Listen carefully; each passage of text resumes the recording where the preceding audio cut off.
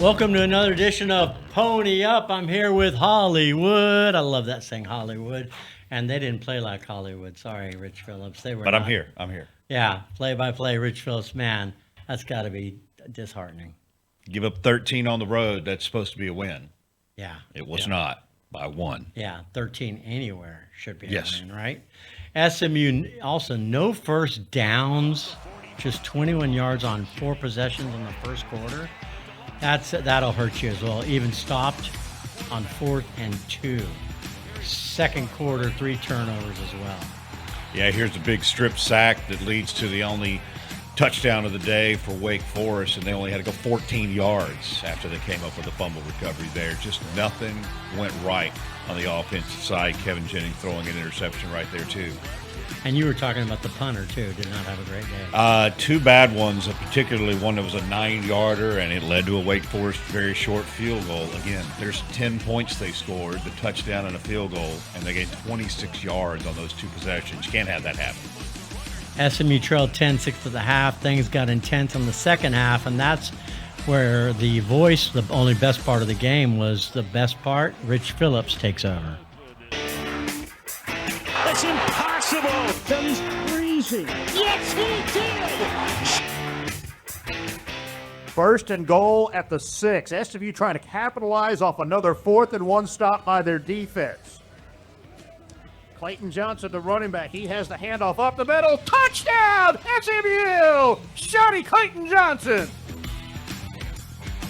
Empty backfield now for Deshaun Purdy, and he's going on a quarterback run. He fell down. He lost the football. SMU has it at the 6. Isaiah Wachovia with his second takeover of the day.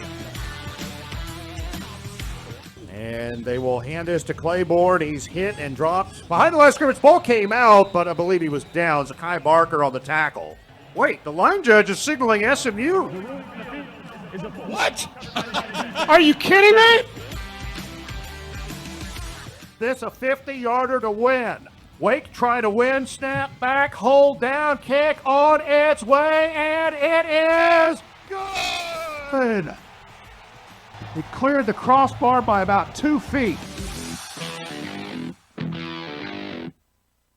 I felt bad asking you for that audio, but hey, that's professionalism. You did it, and you sent it to us. That's the last 2 times SMU has played a football game in the state of North Carolina.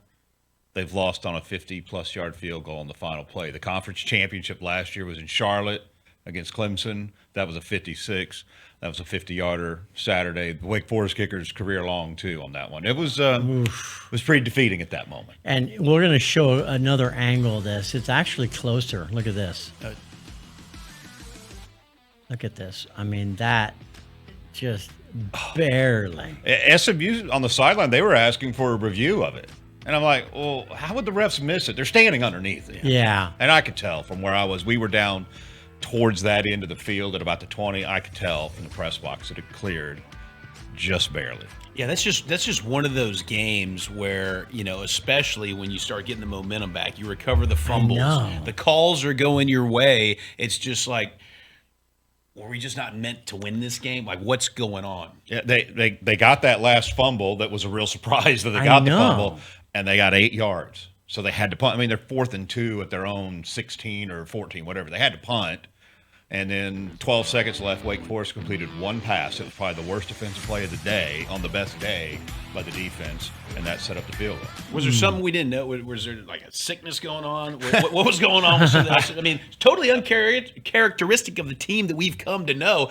Was there anything that we don't know that maybe just like the guys just weren't hitting it on all cylinders or what? I mean, Kevin Jennings is playing hurt. Remember, he got hurt in the Clemson game the week before, but that wasn't it. And Rhett Lashlee said it was bad from the top down, starting with him.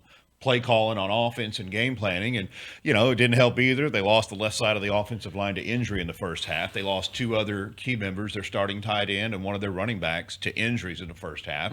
And they just had, if you go back and watch it, blocking assignments galore that were missed in so many different areas. And it left them in many, many bad spots, and just they couldn't get out of their own way offensively. Well, the good news is you play Miami. Hell, that's all. No, I know it's good. them, huh? The reason I say it's good is if you beat a team like Miami who rolls into Dallas, that changes everything. The perception.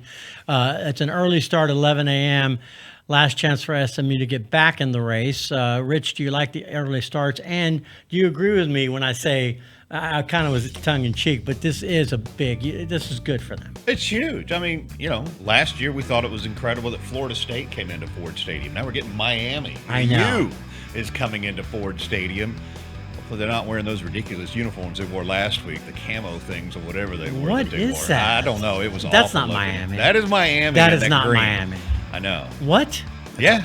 There's a That's Halloween costume or something. Yeah. But I mean, there's, Carson Beck, the former Georgia quarterback, now quarterbacking there. They're probably not as good at quarterback this year as last year. They had the 1-1 in Cam Ward last year.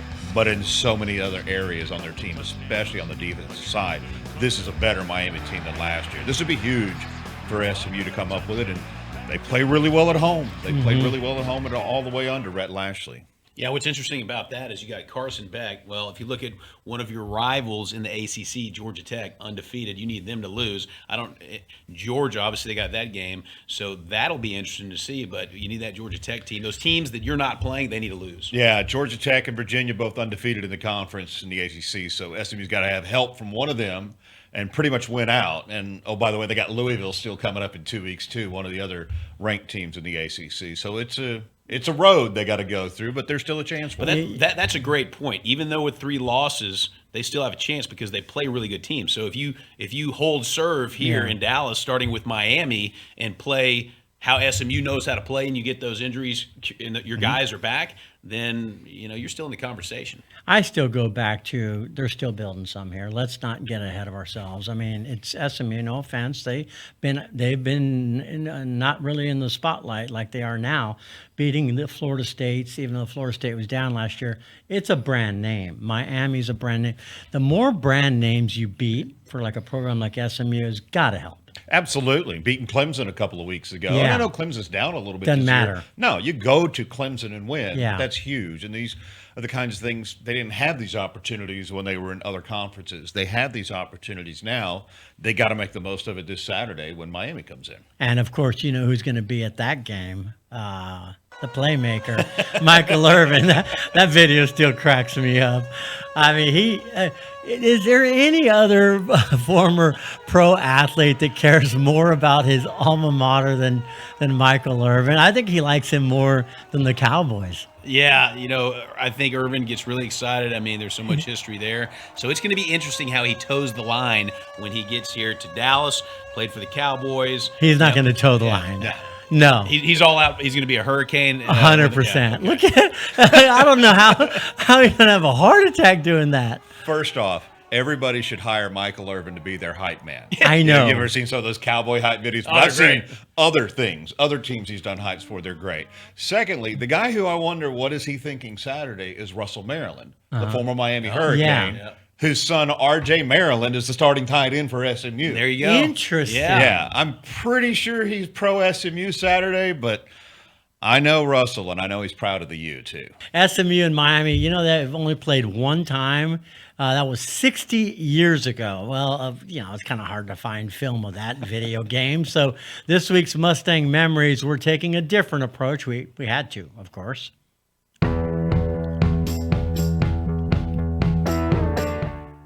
The lone matchup was in 1965 at the Orange Bowl, which was Miami's home field from 37 to 2007. The Orange Bowl was demolished in 2008. SMU won that game 7-3. At least we had that. That's kind of cool. So instead of game highlights, here's some of the connections between the two schools. Rhett Lashlee was offensive coordinator at Miami during 2020 and 2021 seasons. He was hired by SMU in 2022. He brought many of the coaches with him. Transfer portal has become a primary conduit between the two schools. Many former Miami Hurricanes moving to SMU since Lashlee's arrival. So it's kind of interesting, the connections there. Yeah, there's one of the Miami guys right there, Romello Brinson. Last year, half the defensive line was guys that had come from Miami, and the year before, half the defensive line had come from Miami. He's about to run out of those connections now, being 4 years removed, but he's done a great job bringing those guys. And it was a great opportunity. You know, Rhett was here at SMU first as offensive coordinator in 18-19, and then Miami hired him away to be their OC, so it was a good spot for him. And then it just worked out perfect for when Sonny turned trader and went to Fort Worth, and we were able to bring Rhett back. And you've said this before, but we'll reiterate it again. They're not getting players from East Texas State or wherever. They're getting players from Miami now. Yeah, Purdue. I mean, that's huge. From Purdue, Missouri, places like that guys are coming in from. Yeah, not just coming in from the lower rung teams. Yeah, we've talked about that. Yeah, no, I think that's a great example of what Rhett Lashlee's able to bring to the program, and he's committed to be here. So another thing I like is he hadn't been in any of the conversations for these openings in the SEC, which is huge. You got to keep Rhett Lashlee here, and the fact that he can recruit from Miami and make a case why this program is just as good, if not better, is huge for y'all, and that's indicative of the recruiting job he's done to get those players over to SMU. Yeah, and part of it too is that not only is he able to get paid here at SMU, but his team through the NIL business that they have, and the NIL money they have at SMU, his team can be paid, and so he knows this is a really good situation to be in right now. And you look at some of the other jobs that have been out there, and he was mentioned obviously for Arkansas because he's an Arkansas guy, but I think he knows that things are probably in better shape here right now in Dallas. That's so true. At least I hope. Yeah. On Wednesday, SMU football tweeted out, "There's no place like the Boulevard," and they're right about that. It'll be rocking on Saturday. Dallas Sports Network has enjoyed being on the Boulevard this season, and we have video to prove it with Todd Urban.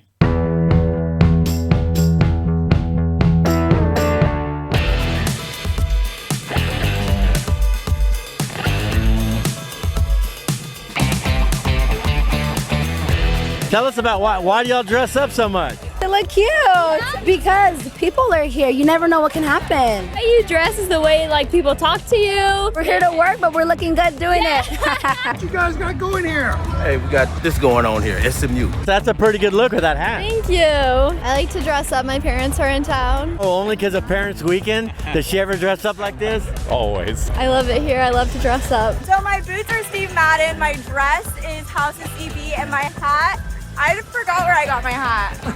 What's tall whiskey? You want to try it? Yeah. It's free? Okay. Let's get this guy some bourbon.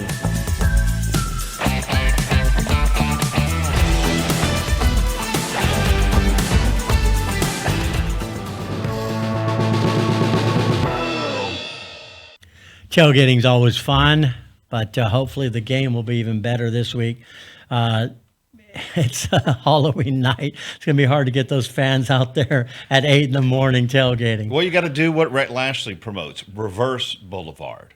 What's that? You tailgate after the game on the Boulevard. Oh, That's okay. what he promotes for the 11 a.m. Oh, game. really? Yeah. So I've never heard of that. Yeah, so the fans will be there at 11 at kick, and then they can reverse Boulevard. They pay a lot for those tailgate spots. Reverse tailgate. Use it after the game. Hopefully have fun after the game. Hopefully you party and celebrate the game. Interesting. All Yeah, right. This is a big one for you guys. That's a Rhett Lashlee term, by the way, reverse Boulevard. I like that. I give him credit. Yeah, this is a big one. I mean, look, they only scored 13 points against a pretty decent Wake Forest defense.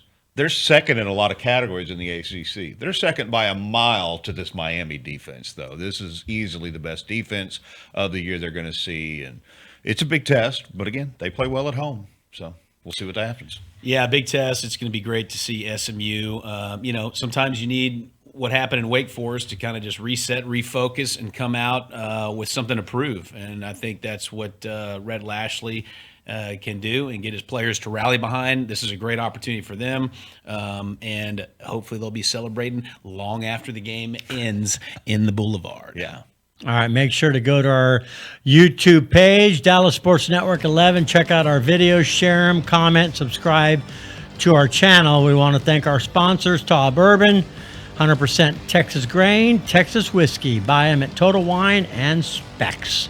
Lombardo Custom Apparel, Wardrobe Consultants, craft a personalized suit for your unique style. Plus, Espresso Bar, Whiskey Bar, Cigar Bar, even a putting green.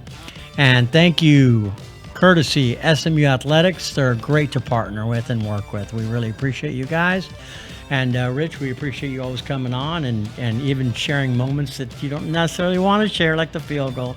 But that's professionalism that you are. All part of it. Hey, they all go on the highlight reel at some point, unfortunately. Yeah. Or the low light reel, maybe. Yeah. Barely. This much. This much. Let's go, Sam. All right. Enjoy.